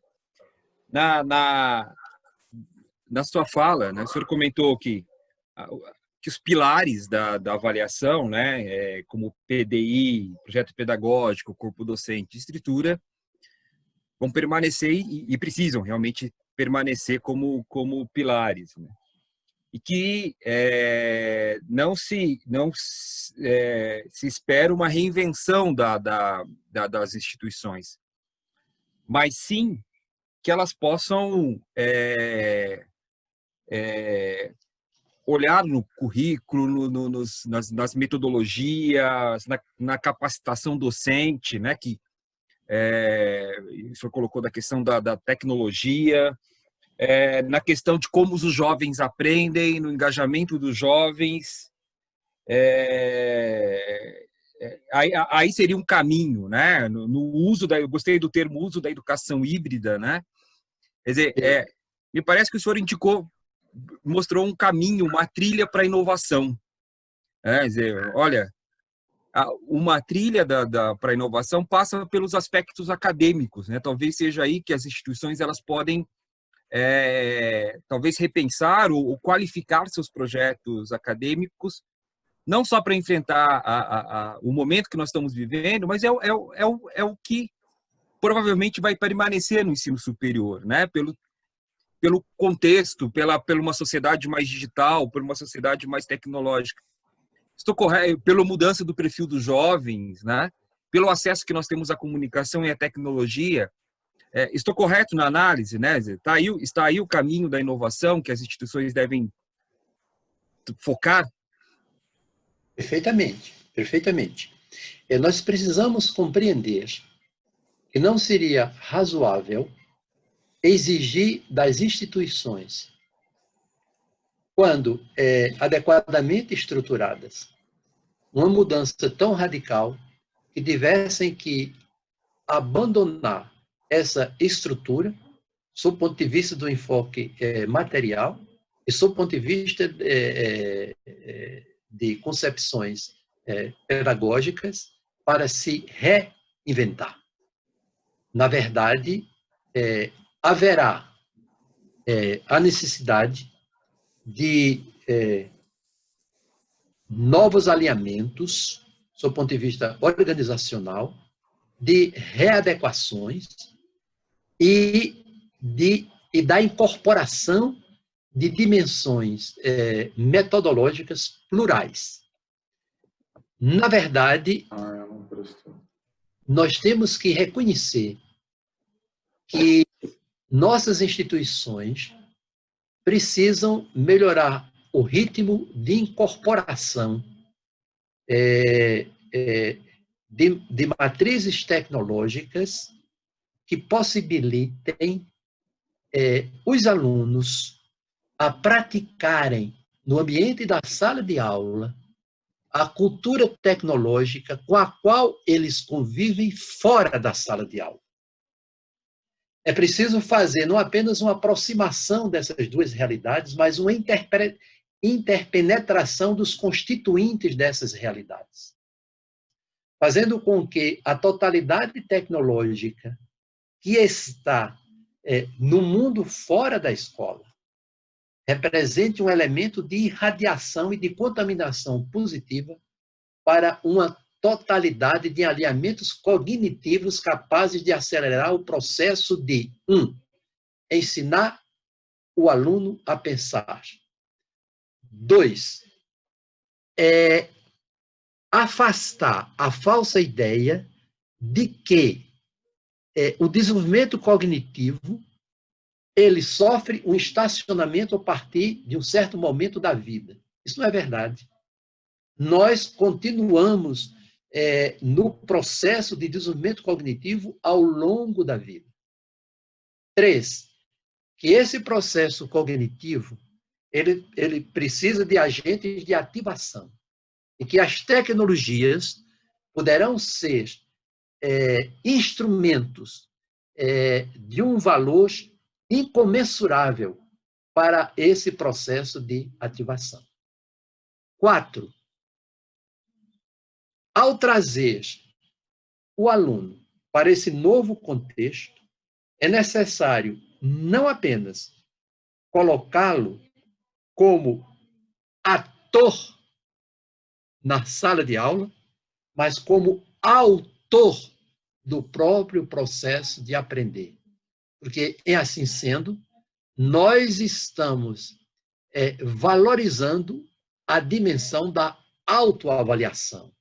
Ele se descobre motivado para avaliar a si mesmo enquanto avaliador e autor do seu desenvolvimento cognitivo, intelectual e do bloco de competências que constituem a esteira de convergência colocadas no estuário de cada curso.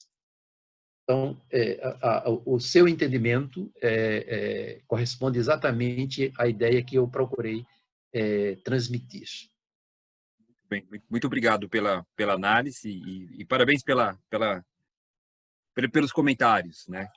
Obrigado.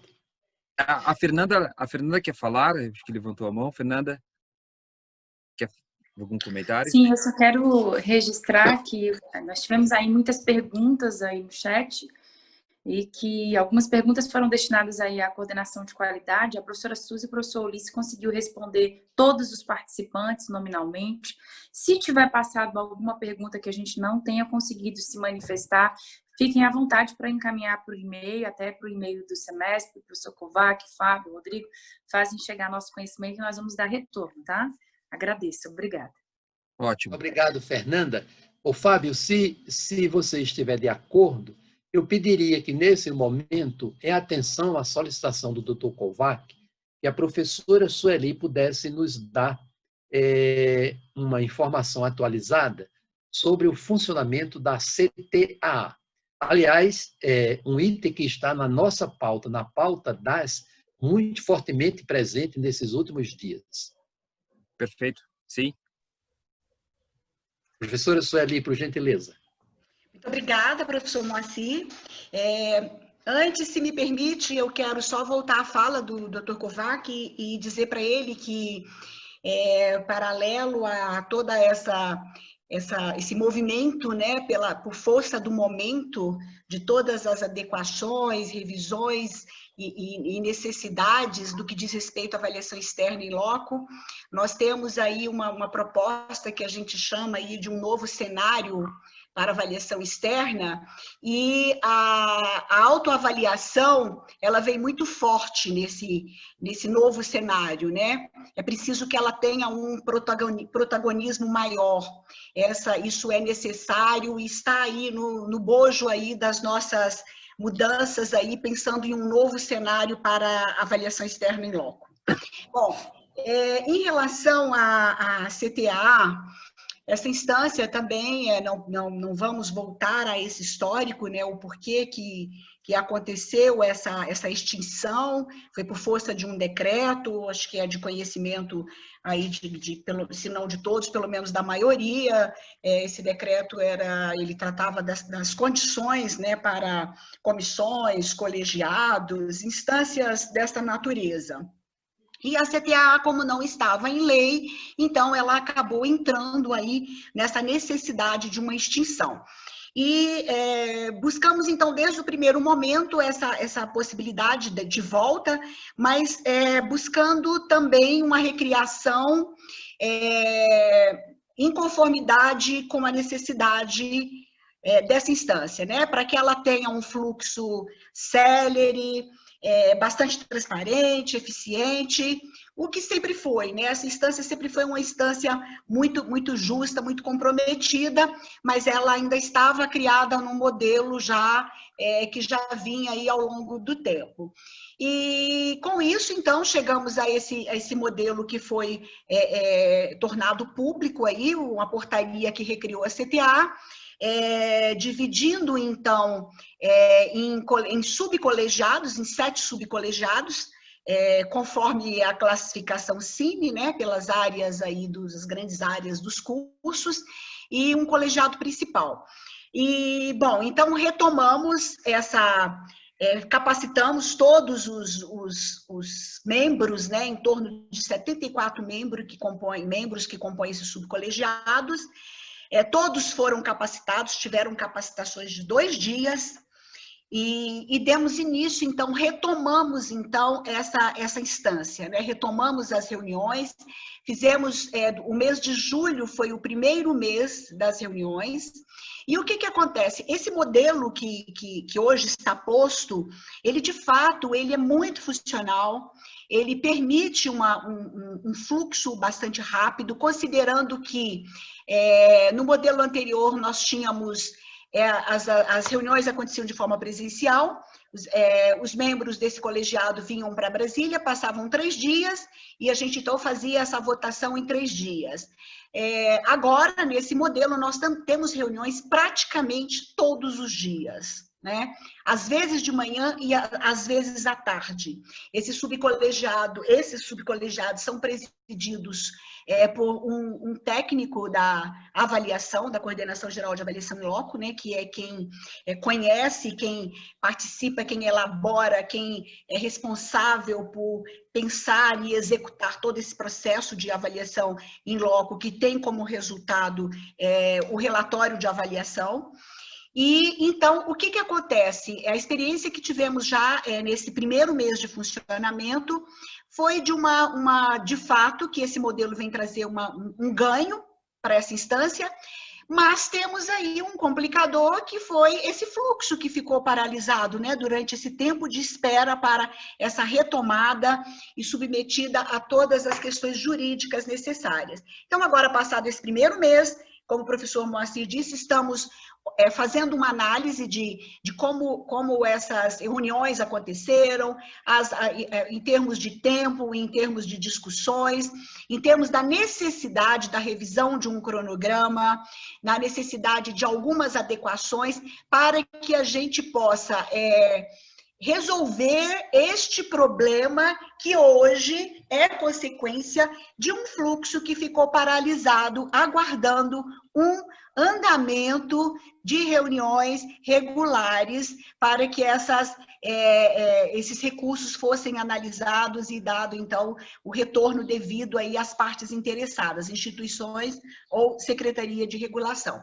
Então, estamos nesse momento todos muito empenhados, tanto a Secretaria Executiva, os membros dos subcolegiados, essa equipe que preside, analisando o que pode ser feito para que a gente possa, então, dar uma maior agilidade para esses processos que aguardam essas relatorias. Mas é preciso registrar que esse modelo é um modelo que, seguramente, passado esse primeiro momento, desafogando esse primeiro impacto que tem aí desse fluxo paralisado, com certeza vai ser uma instância que vai funcionar de forma bastante rápida. Então, estamos essa semana, desde segunda-feira, que estamos tendo reuniões para poder ver como que a gente pode fazer para agilizar mais ainda essas pautas, essas reuniões, para que as instituições possam ter de uma forma mais rápida o retorno desses recursos que aguardam para continuidade dos seus fluxos. Mais alguma questão, professor Moacir, que eu deixei de colocar? Muito obrigado. Obrigado, professora Sueli. Acho que podemos ir para as considerações finais, né? Pelo horário. Isso. Que eu não sei se o Kovac quer... Kovac, 2 minutos, depois o professor Moacir. Claro, os importantes por último, porque eles dão o melhor. Sim, vamos encerrar com boas né? E o mais importante aqui é o Dr. né? Moacir. Quero agradecer mais uma vez aí o atendimento que vocês deram. E, ao mesmo tempo, acho que colocar algo que é importante, né? Quando a Lei de Diretriz e Base ela foi aprovada, logo em seguida saiu um edital, né? O edital para derrubar o quê? O currículo mínimo, que precisava ser substituído por currículos flexíveis, para o aluno ter espírito crítico, estudos independentes, e acho que tudo isso vem nesse momento para facilitar essa condição, né? Menos o professor dador de aula, mas, como disse o meu mestre aí, ele sendo o autor, né? E eu acho que isso é que veio trazer de novo no sentido de as instituições buscarem essa metodologia. E eu percebo que isso, o primeiro semestre, ele foi de um jeito e o segundo, sem dúvida alguma, vai ser melhorado porque foi tudo tão repentino. E, por último, acho que nós temos que agradecer, porque nós estamos numa atividade que está funcionando. Né? Está tendo aula de forma remota, todo mundo está se virando, né? As audiências estão ocorrendo de forma remota ou virtual. Então, nós somos privilegiados ainda, e eu não poderia deixar de ser grato, né? Inclusive a Deus, porque estamos aqui trabalhando. Então, um abraço a todos aqui que participaram, especialmente a vocês de INEP, que têm conduzido muito bem esses temas e têm dado para nós os retornos necessários. Eu só pediria, doutor Moacir, se depois, se eu puder um pouquinho só, tem outro convite que estão pedindo para o INEP, então, depois de terminar, o senhor podia ficar no Zoom para a gente conversar só 5 minutos. Pois não. Ótimo. Professor Moacir, pois não. Suas considerações. Sempre bom ouvir o Dr. Kovac, porque ele, em oportunidades como esta, ele fecunda sempre a memória da nossa educação, relembrando a evolução da legislação, as razões, e essa visão é muito importante para a gente compreender que a luta pelo aprimoramento da educação como oferta regular de ensino, ela vem de longe. E nos cabe a nós continuar, se possível, acelerando o ritmo das mudanças.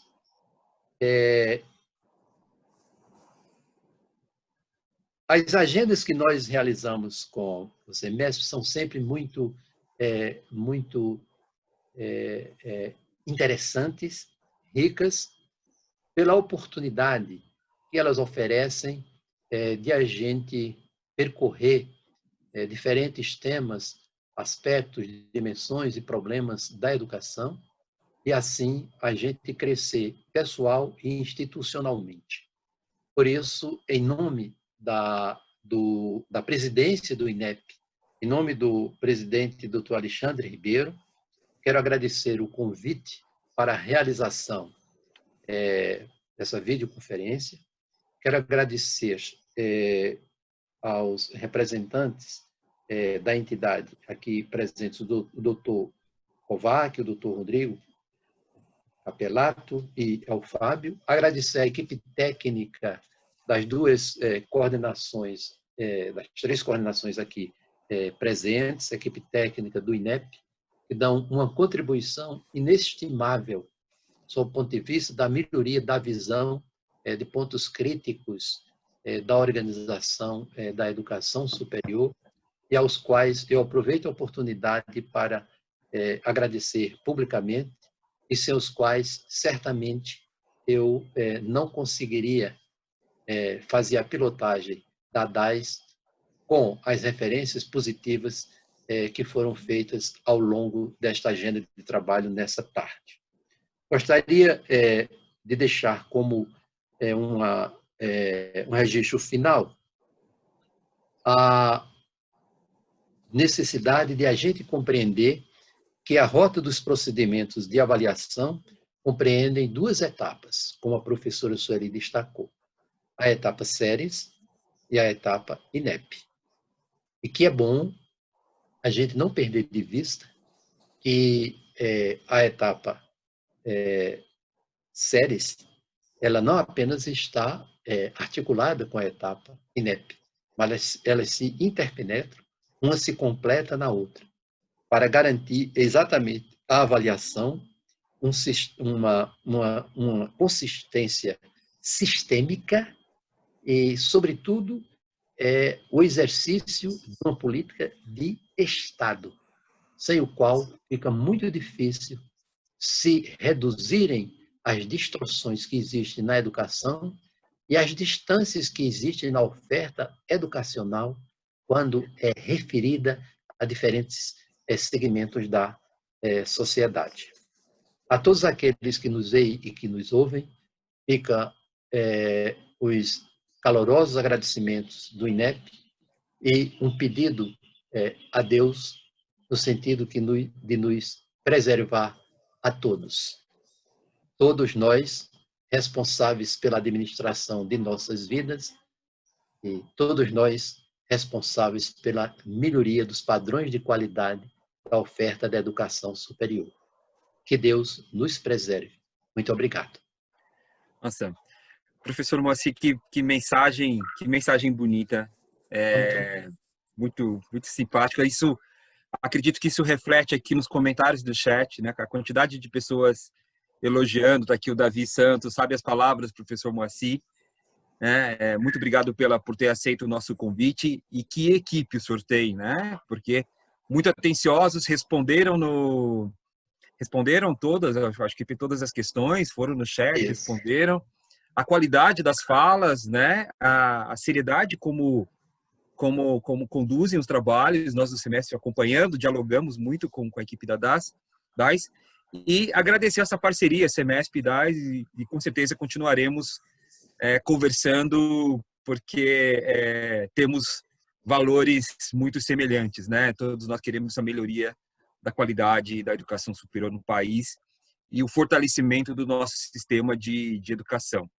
Então, agradeço a todos, a participação de todos, um abraço, né? Faço o convite para que acessem o nosso site e teremos outras discussões pela frente. Até mais, um grande abraço. Obrigado.